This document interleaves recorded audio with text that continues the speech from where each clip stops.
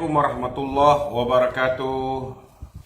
Salam satu Malaysia, salam Malaysia Madani. Kita kudara pada malam ini untuk membicarakan isu-isu semasa. Hari ini saudara, saya nak mengulas kenyataan yang dikeluarkan oleh Wan Ahmad Faisal. Wan Ahmad Faisal ni saudara, ketua Armada.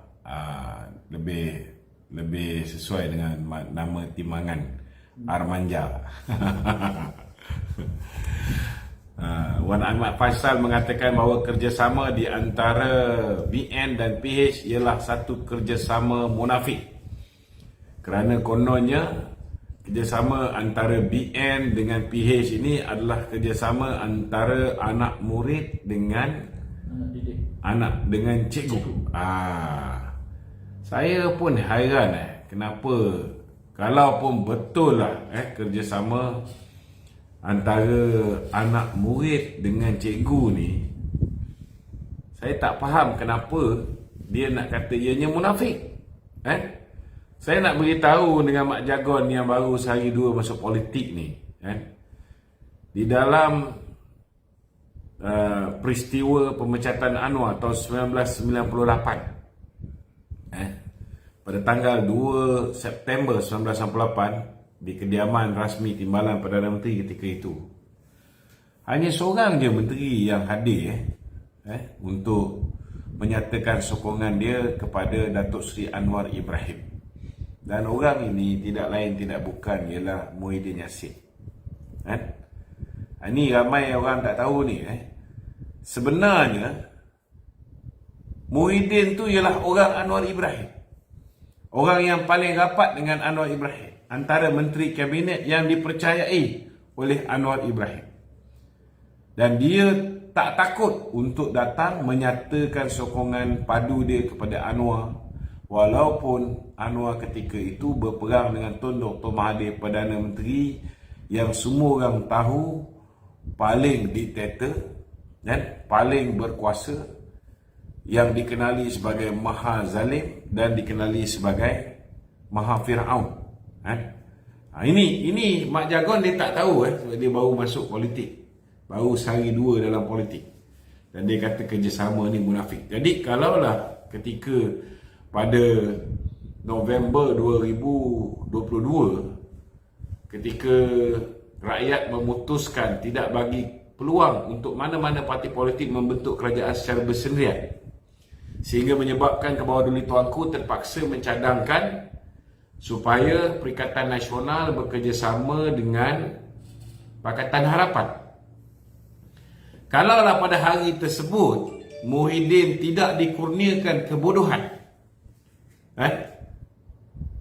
kalaulah tiba-tiba pada hari tersebut Allah Ta'ala kurniakan kebijaksanaan kepada Muhyiddin, daripada engkau jadi kluster mahkamah, lebih baiklah engkau ambil jawatan Timbalan Perdana Menteri.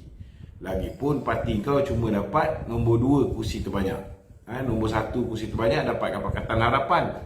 Parti Anwar Ibrahim 82 kursi. Parti kamu cuma dapat 73 je ketika itu. Kalau ketika itu nak tanyalah dengan Mak Jagon ni, kalau ketika itu Muhyiddin dia fikir tentang Islam, dia fikir tentang orang Melayu, katalah ketika itu dia fikir tak apalah, aku dapat Timbalan Perdana Menteri pun tak apa, janji ini kerajaan ada lebih 2/3 orang Melayu Islam di dalam kerajaan tersebut. 74 orang, mula-mula 73, menang di Padang Serai 74, campur dengan 29 orang Islam ahli parlimen dalam Pakatan Harapan. Maknanya ada 103 orang Islam, hanya 53 bukan Islam. Kalau ketika itu tiba-tiba Muhyiddin diberikan kebijaksanaan untuk memikir Islam dulu, memikir tentang Melayu dulu, berbanding dengan dia punya nafsu serakah dia nak menjadi Perdana Menteri. Saya nak tanya dengan Mak Jagon, adakah dia akan kata kerjasama antara Perikatan Nasional dengan Pakatan Harapan adalah kerjasama munafik? Sebab Muhyiddin ini bukan setakat anak murid, dia anak didik Anwar. Anwar ketua pemuda, dia esko. Anwar Timbalan Perdana Menteri, dia pernah menjadi menteri, dia pun pernah menjadi menteri besar. Jadi cakap tu biarlah pakai otak sikit kan. Jangan ikut cakap sesuka hati mengikut kepala lutut dia.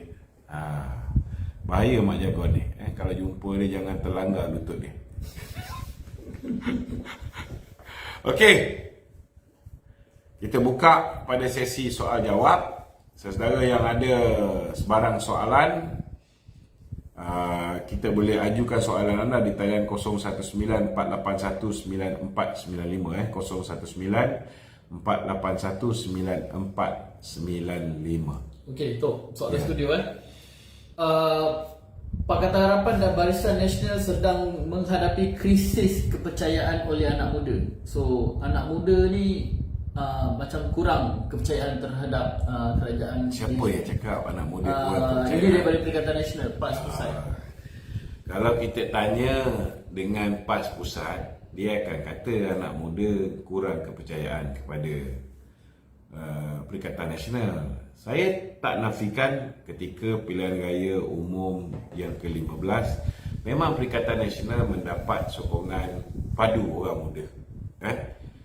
Orang muda yang baru first time voters, yang baru cecah 18 tahun, tak tahu apa-apa kan. Biasa dapat beasiswa Fama, mak bapak bagi RM10, RM5 pergi sekolah kan. Tiba-tiba lebay-lebay ni dengan geng-geng Perikatan Nasional jolok sampai RM150, RM300, RM350. Ada yang dapat RM500, ada yang dapat RM1000 satu rumah kan. Memang banyak menggelapkan mata orang muda pada ketika itu.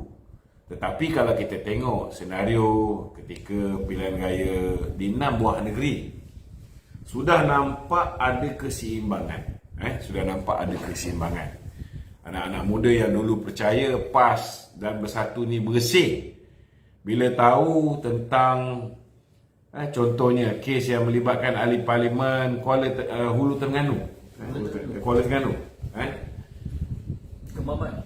Begitu juga masa tu belum Kemaman lagi. Begitu juga dengan apa yang berlaku di Marang. Tapi Marang punya nasib baik sebab saksi dia lagi. Acara akad sumpah, wallahi saya undi PAS dapat duit. Orang muda dah banyak berfikir. Orang muda dah boleh menilai sama ada betul tak betul. Jadi saya tengok prestasi orang muda ni. Kalau dulu lebih berat kepada Perikatan Nasional, sekarang saya boleh kata seimbang. Seimbang. Dan bila kita tengok apa yang berlaku di Simpang Jeram, apa yang berlaku di Pulai, nampak gayanya, alhamdulillah. Sokongan sudah nampak ada sedikit perubahan dan penambahan. Cuma kalaulah geng-geng Mak Jagon, geng-geng Perikatan Nasional ini mengatakan bahawa kursi Dun Pelangai ini milik mereka kan, kerana orang muda bersama mereka, saya bersetuju. Sebab hari semalam saya dapat maklumat ketika anak-anak muda Perikatan Nasional berhimpun, memang kursi itu milik mereka. Sebab kursi banyak kosong. Kursi banyak kosong. Itu tanda-tanda awal bahawa Perikatan Nasional ataupun PAS ditolak di Dun Pelangai. Jadi janganlah buat perangai duk claim kata orang muda dengan kamu. Bukan semua orang muda boleh membiarkan diri mereka berterusan diperbodohkan oleh PAS dan Perikatan Nasional. Tak semua orang muda ni tak berfikir. Banyak dah orang muda yang pakai otak. Bukan semua jenis macam Mak Jagon. Ada masalah ekonomi, dia cadangkan suruh citak duit. Bila orang berhadapan dengan krisis akibat daripada lockdown dan sebagainya oleh bapak lockdown negara, bapak dia, abah dia, dia suruh bagi hapuskan loan untuk B40. Kepala otak ni letak kat mana kita pun tak tahu. Tapi boleh jadi menteri ni zaman Muhyiddin, maklumlah zaman abah dia, boleh jadi menteri. Dia punya cadangan ialah supaya semua loan B40 dihapuskan. Siapa nak tangguh tu kita tak tahulah. Abah dia pun umum hapuskan loan ataupun hutang lapuk ataupun hutang tanaman semula untuk peroka-peroka Felda pun dia umum je hutang tu dilupuskan, tapi Felda yang kena ambil tanggungjawab, kena terbitkan suku, tapi dia tak ambil tanggungjawab pun nak bayar balik suku tu. 2 tahun selepas dia mengumumkan tu, barulah PMX mengumumkan bahawa dia dah tanda tangan FSRA, perjanjian untuk mengambil alih tanggungjawab untuk membayar suku itu dan membuat pembayaran pertama sebanyak 990 juta ringgit. Datuk Seri Anwar juga akhirnya menyelesaikan masalah yang ditimbulkan oleh Muhyiddin Yassin. Okey. Kita ada 3. Nak ambil dulu. Kita ambil dulu. Okey, kita giling-giling.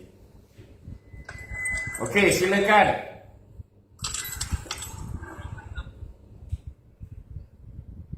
Sayangi makhluk Allah.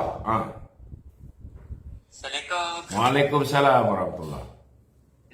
Salam perpaduan. Saya nak tanya sikit. Salam perpaduan.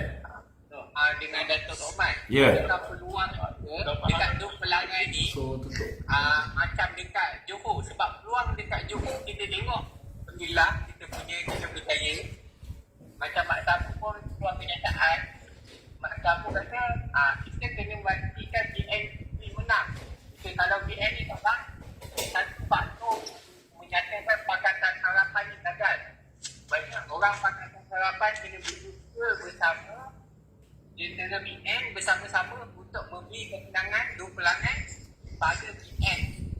Jadi perlu saya nak tanyalah, adakah peluang untuk kita menang ni tipis ataupun 50-50? Saya yakin di Dun Pelangai ni dia lebih kepada gerak kerja BN di peringkat negeri bersama dengan Pakatan Harapan di peringkat negeri. Kita pun tahu bahawa Yang Amat Berhormat Menteri Besar dan rakan-rakan Kerajaan Perpaduan di negeri Pahang bekerja kuat bertukar rumus.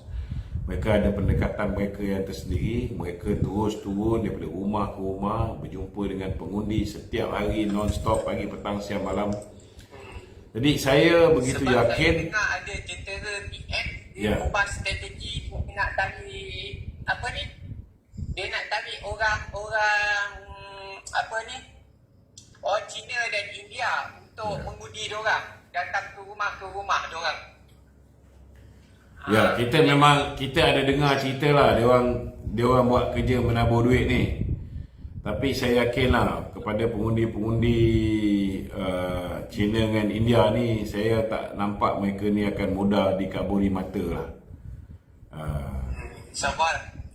Dia orang bagi, ambil.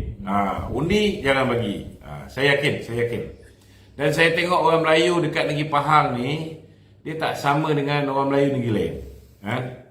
Dulu tahun 2018 pun Pahang lah yang paling okey berbanding dengan negeri-negeri lain yang terpengaruh dengan fitnah-fitnah terhadap Datuk Seri Najib ni.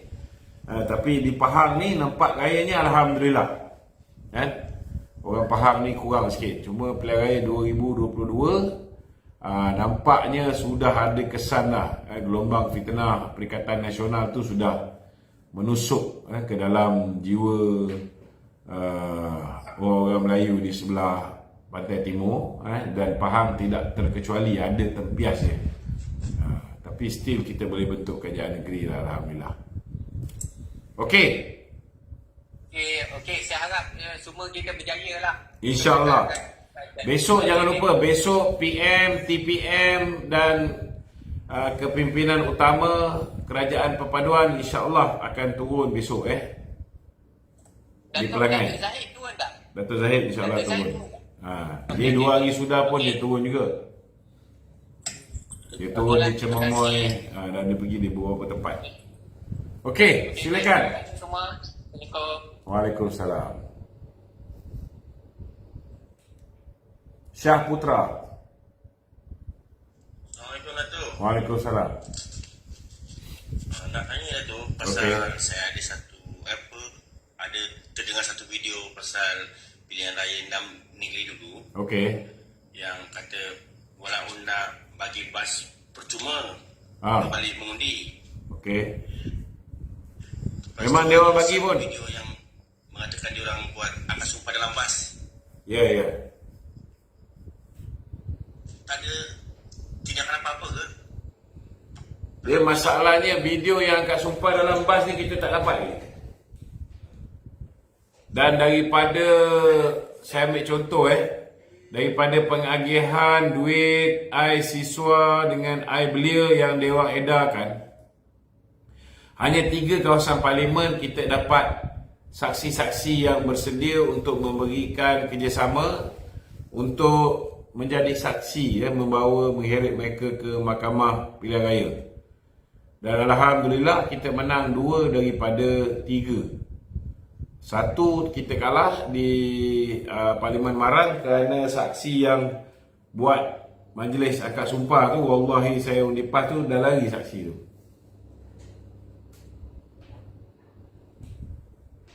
Okey? Okey Datuk. Itu je. Alright. Maizan, silakan Maizan. Assalamualaikum Datuk. Waalaikumsalam.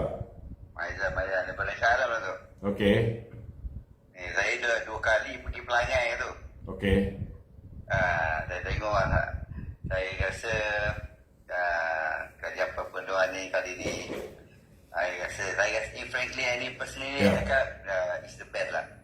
The best kerajaan so far. Terima kasih. And then, kita pun nampak dia punya sincerity keluhuran dia nak membuat menjadikan negara kita ni yang terbaik lah, insyaAllah InsyaAllah. Saya berharap benda ni kita keep it up bersama. InsyaAllah. And then I think people will know who's the better. Kita jangan risau lah, insyaAllah. InsyaAllah.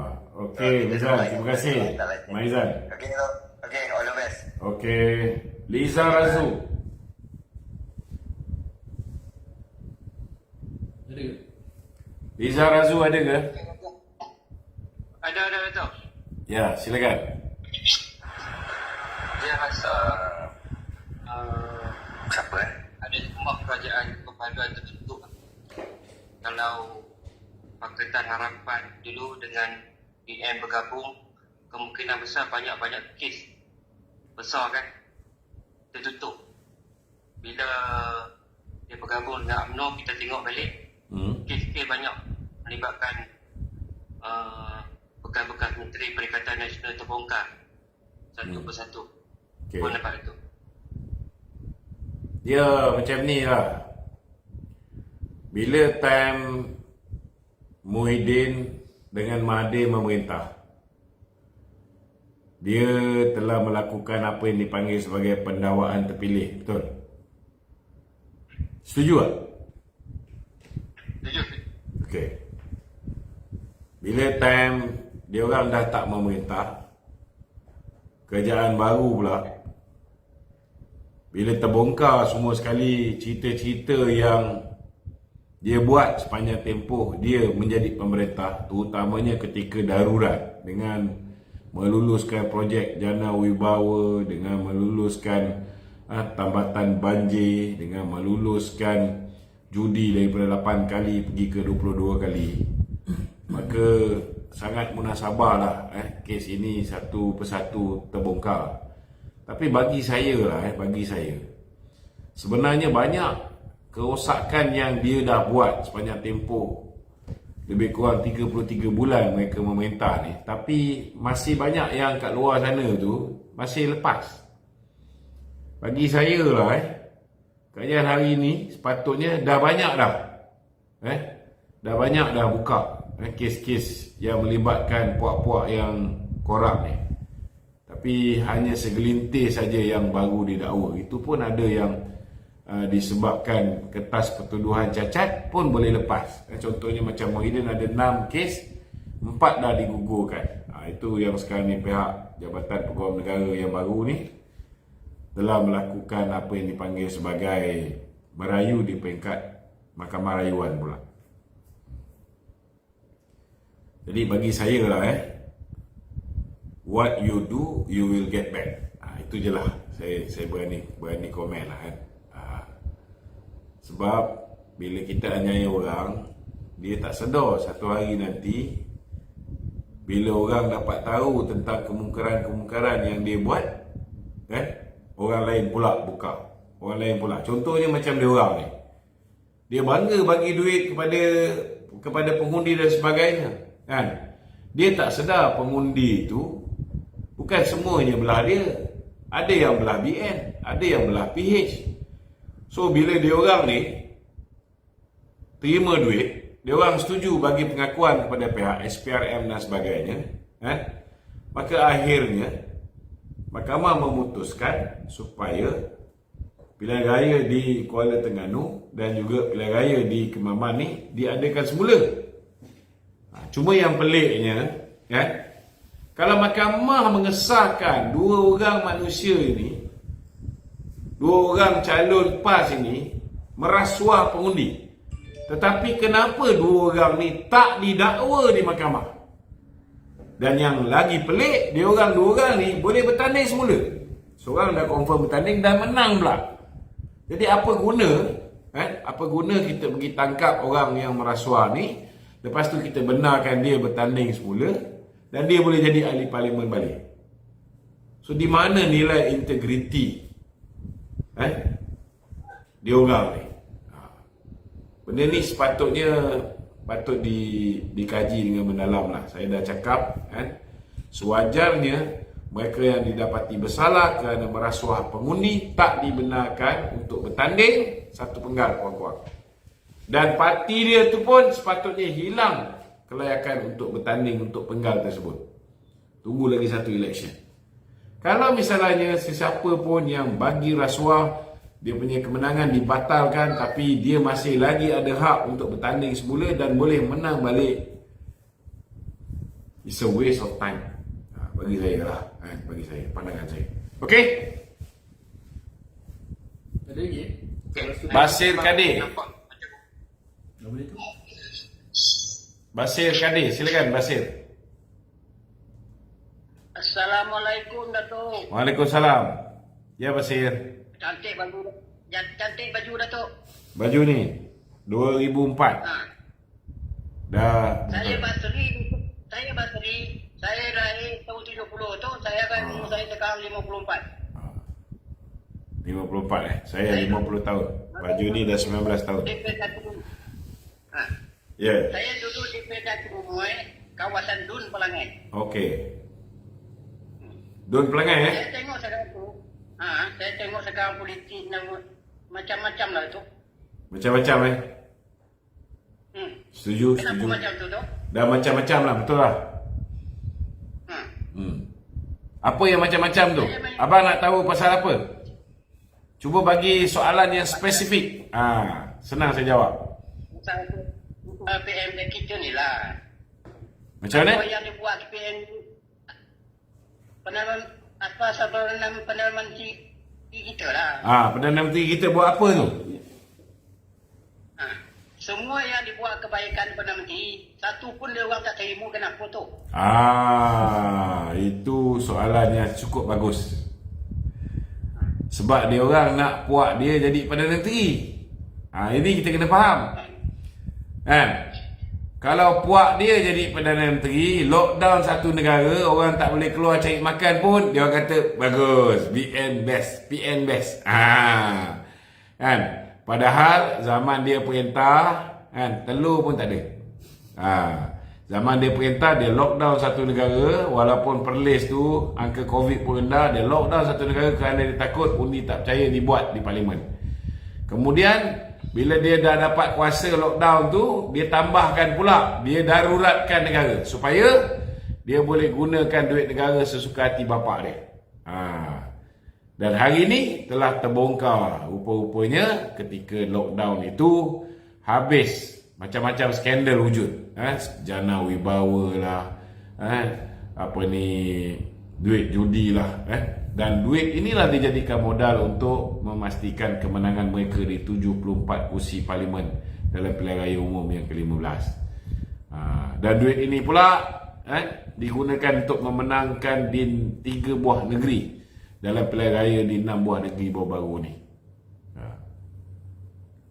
Inilah realiti dia.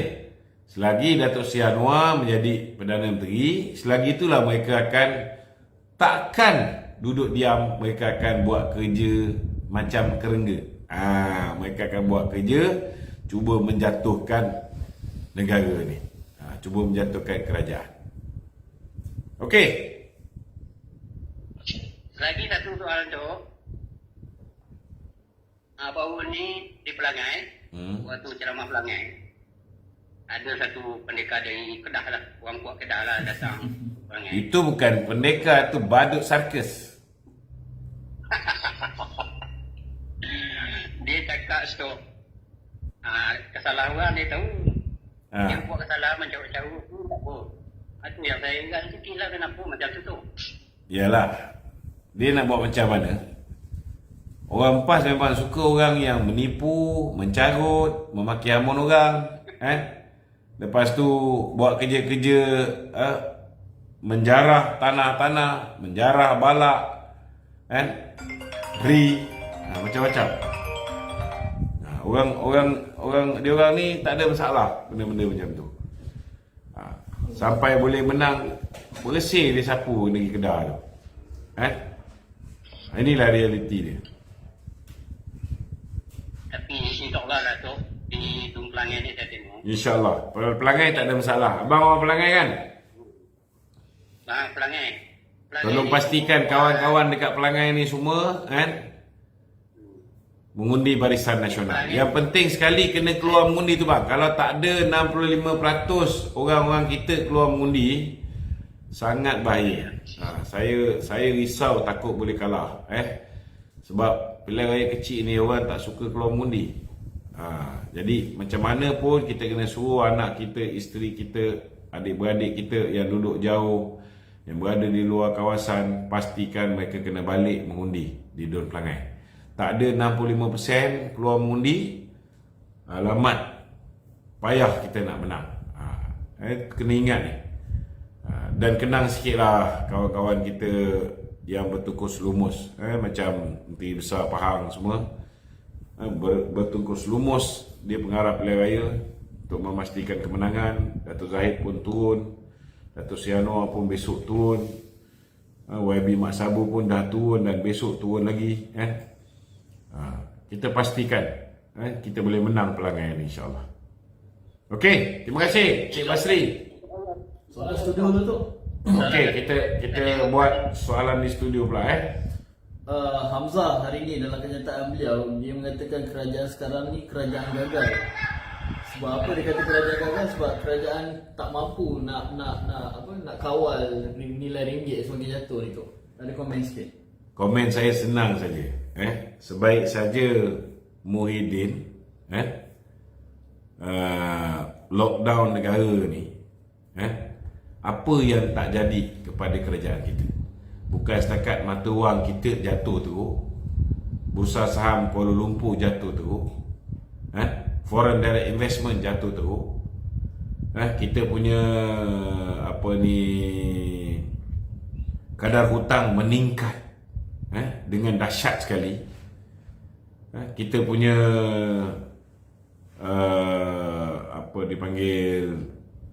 income negara jatuh teruk, hancur lebur. Sampai rakyat tak boleh nak sediakan bawa tudung saji rumah masing-masing untuk bagi makan anak-anak. Ramai orang akhirnya terpaksa merayu kerajaan bagi KWSP.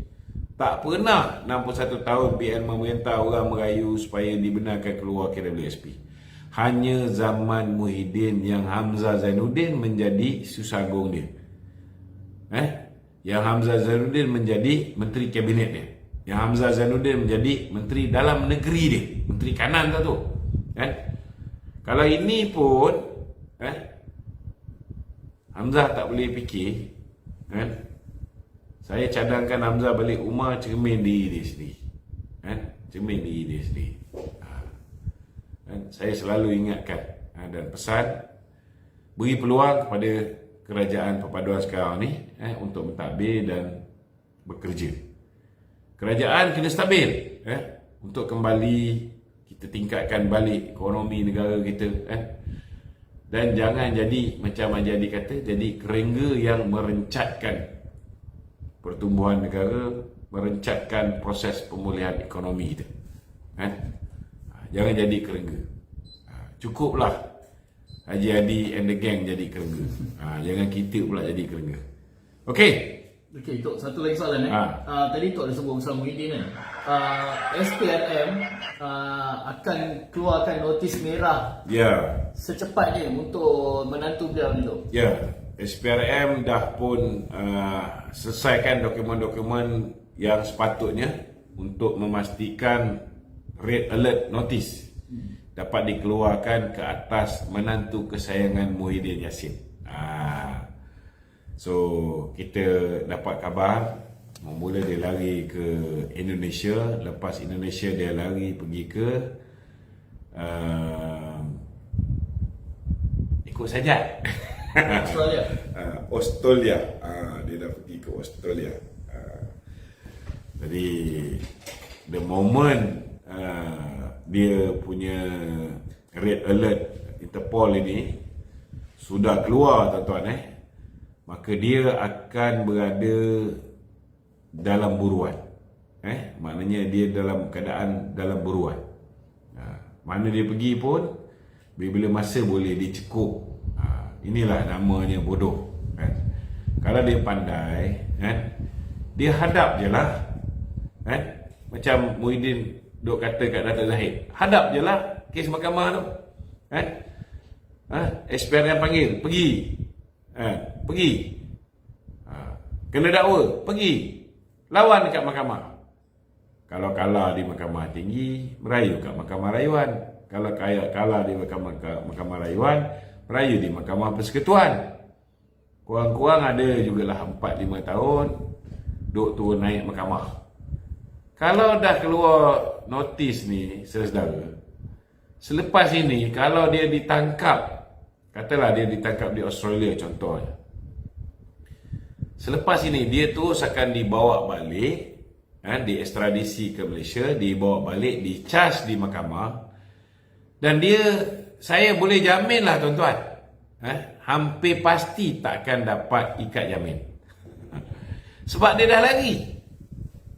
Ini bodohnya. Sepatutnya dia hadap, biarkan diri dia didakwa di mahkamah. Duit pun banyak, kau bayar je lah ikat jamin tu. Kau turun naik mahkamah lepas 5 tahun. Mungkin bapak kau pun, kalau na'udzubillah min zalik, boleh jadi Perdana Menteri balik. Dah selamat. Tapi kalau lepas ini dapat je notis red alert ni, saudara, dia dapat je perintah ekstradisi, tangkap, bawa balik, dia terus akan duduk dalam penjara sampai selesai kes dia. Jadi cerdik ke tak cerdik, tuan-tuan? Orang macam ni lah.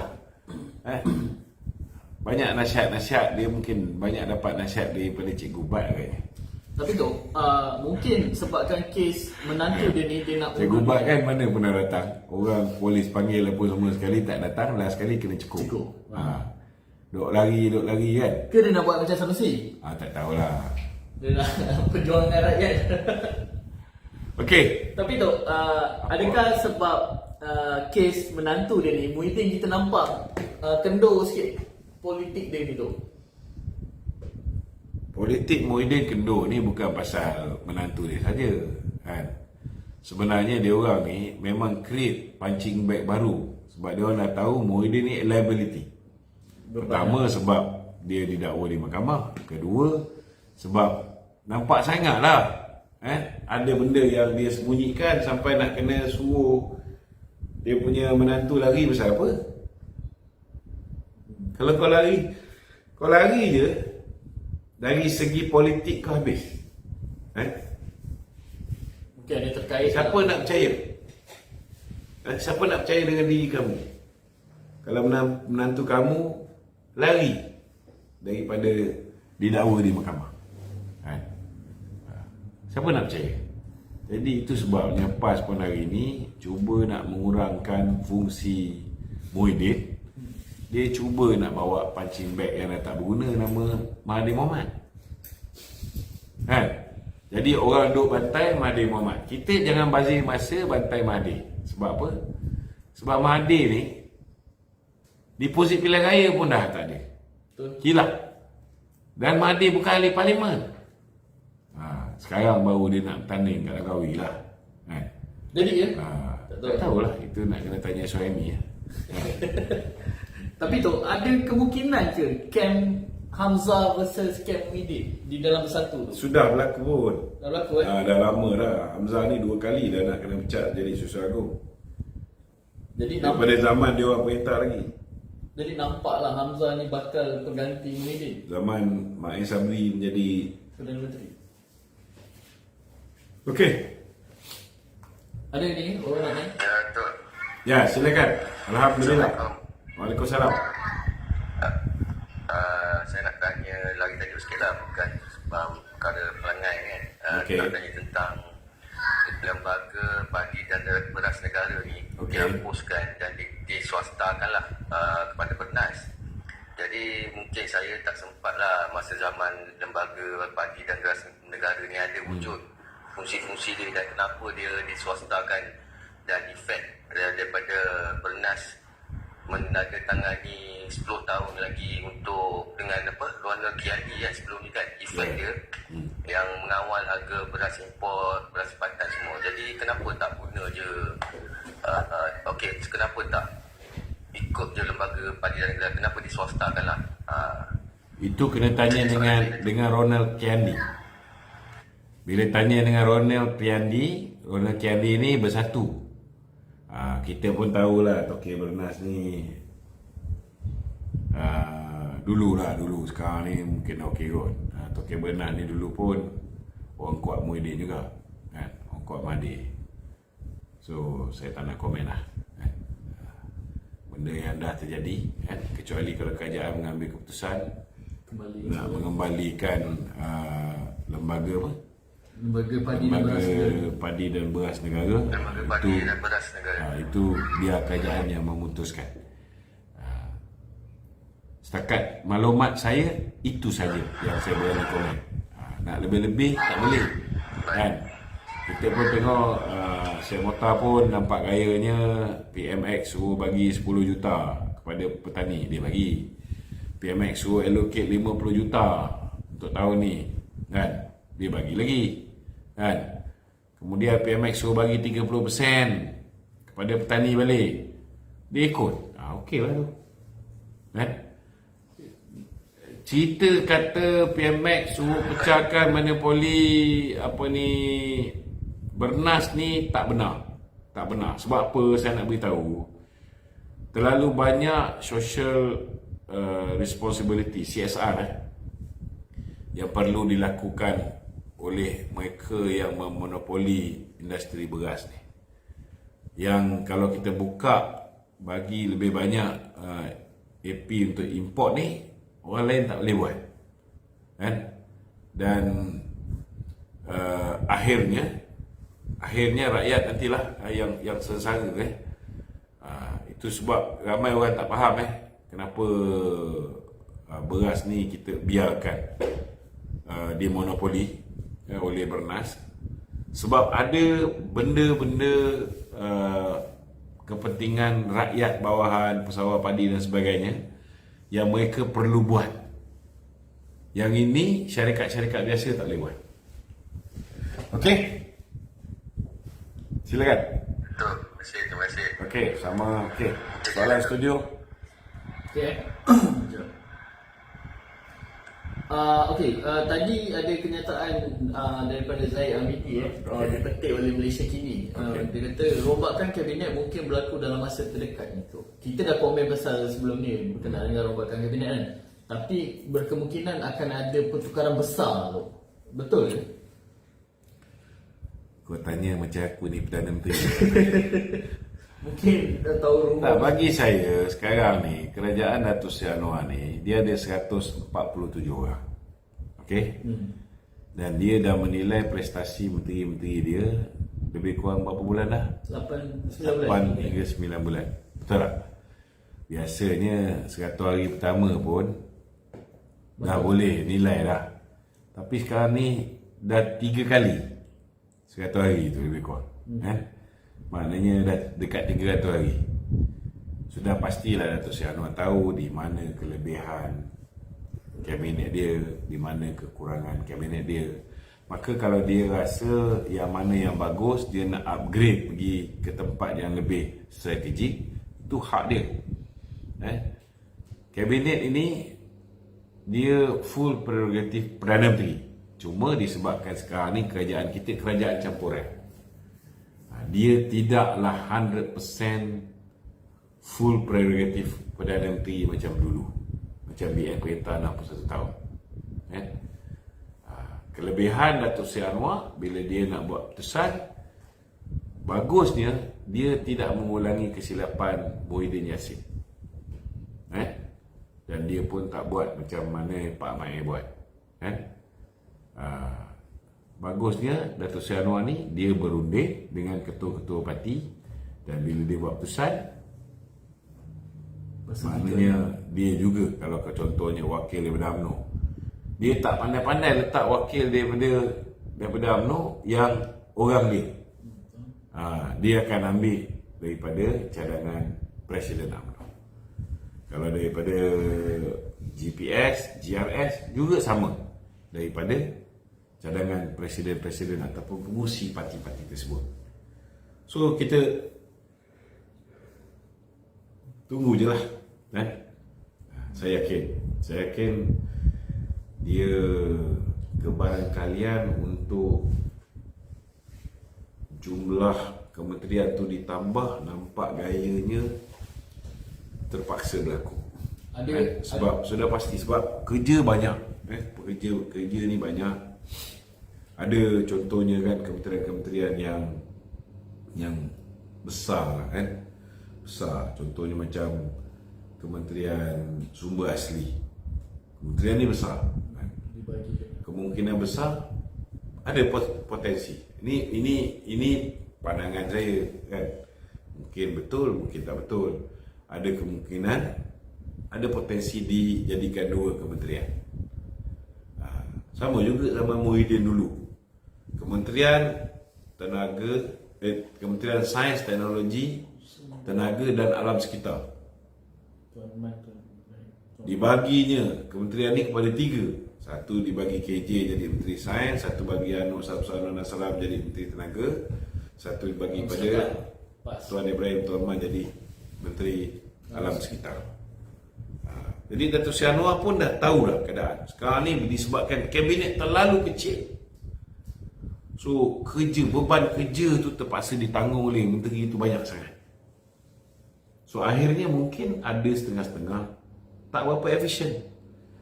So kalau perlu ditanggungjawab tu diagihkan kepada 2 orang, mungkin tak sampai macam zaman Muhyiddin lah, satu kementerian dipecah jadi 3 kan. Tapi kalau dipecah jadi 2, munasabah kan? Ada kemungkinan juga berlaku rombakan di beberapa kementerian. Orang ni dulu kat kementerian ni dipindahkan pergi tempat lain yang lebih sesuai kan? Ada setengah-setengah tempat yang memerlukan ketegasan, mungkin dia ambil watak yang lebih tegas untuk duduk di situ kan? So kita serah pada budi bicara Perdana Menteri. Dan Datuk, lepas dah ada kabinet, baru kita mungkin boleh ulas. Datuk, ada kemungkinan besar kementerian wilayah diwujudkan semula? Kemungkinan besar kementerian wilayah diwujudkan semula. Sebenarnya kementerian wilayah tu masih ada, cuma dia panggil Jabatan Wilayah Persekutuan. Tapi dia ada KSU. Cuma KSU dia tak dipanggil ketua setiausaha, dipanggil ketua pengarah Jabatan Wilayah Persekutuan. Oh, dia jabatan bawah Jabatan Perdana Menteri. Tapi peranan dia sama macam kementerian wilayah, sebuah kementerian. So tukar nama je. Dulu tak ada. Dulu Datuk Seri Anwar pegang. Sekarang ni Datuk Seri Anwar nak pergi ke sana ke sini, nak dapatkan foreign direct investment, nak pulihkan balik hubungan diplomatik Malaysia dengan negara-negara jiran, negara-negara luar. So banyak benda lah dia nak kena jumpa dengan para pelabur dan sebagainya. Tak mustahil juga mungkin boleh juga wujud jawatan Menteri Kewangan kedua. Possible. Okey. Satu tu pasal pelangai ni tu PAS mendakwa ada ahli-ahli UMNO yang masuk PAS, lebih kurang dalam 30 orang masuk PAS, dan dia kata ini adalah gelombang yang akan membara di pelangai. Bagi saya 30 orang ni lah 30 orang manusia bingai yang percaya masuk PAS masuk syurga agaknya. Pembersihan dosa. Kalau setakat 30 orang ni daripada berapa 34 juta orang, 30 orang je PAS dapat ahli dan dia kecoh, dia bising, maknanya dah berat sangat tu. Sebab ahli UMNO ni bertambah beribu orang setiap bulan. Kalau setakat 30 orang tu dia boleh jadikan story. Tenat agaknya PAS ni. Okey. Ada ni nak ni. Ada soalan lain daripada puak-puak lebay malam? Tak ada ke walaun ni nak masuk? Tak ada. Lama dah tak dengar walaun ni.